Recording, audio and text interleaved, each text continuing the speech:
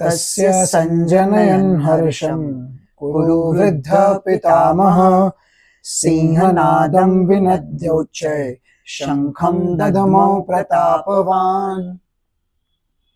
इससे पहले के श्लोक में हमने देखा कि भीष्म पितामह की रक्षा की बात करते हुए दुर्योधन ने बाकी वीरों को भी एक एनकरेजमेंट, एक प्रोत्साहन दिया।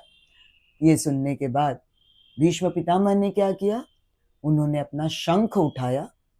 अब शंख क्या है जानते ही हो, वो हाँ युद्ध में जो घोषणा करने का वो माध्यम है कि अब युद्ध शुरू करेंगे।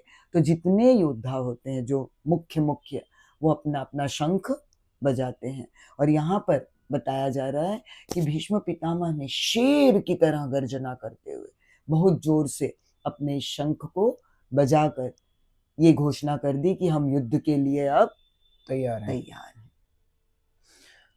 तो भीष्म पितामह पर मतलब सुनने में जैसे होता है ना, शंखनाद कर रहे हैं, सब कर रहे हैं, वो कौरवों के साइड से ही लड़ रहे हैं, मतलब वो मन से भी कौरवों के साइड पे ही क्या है?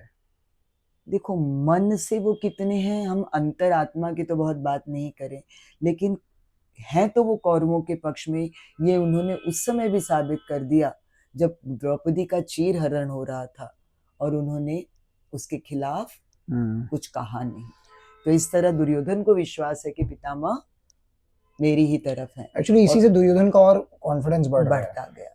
होता यही है कि अन्याय का जब कोई विरोध नहीं करता तो अन्याय का मन बढ़ता ही जाता है। और दूसरा भीष्म पितामह का ये भी है कि उन्होंने वचन दिया था कि मैं आजीवन कुरुवंश की रक्षा करूंगा।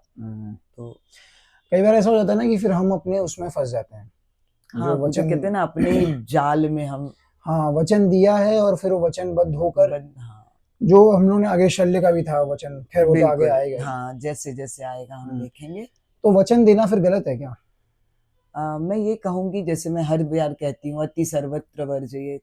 तो वचनबद्ध होना हमें समझ कर लेना होगा कि हम किसके साथ किस स्थिति में कैसे वचनबद्ध हो रहा है।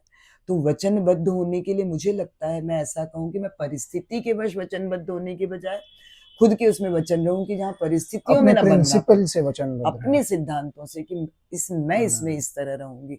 ये नहीं कि मैं किसी भी हाल में ऐसा करूंगी, तो हाल तो बदल ही सकता है। अपने प्रिंसिपल सेट करना चाहिए और अपने प्रिंसिपल से ऑनेस्ट, अपने प्रिंसिपल से ऑनेस्ट बिल्कुल, अपने सिद्धांत, अपनी बातों पर अटल रहना चाहिए। क्योंकि परिस्थितियां तो फिर उसके अनुकूल हमें अपने आप को ढालना और बदलना पड़े।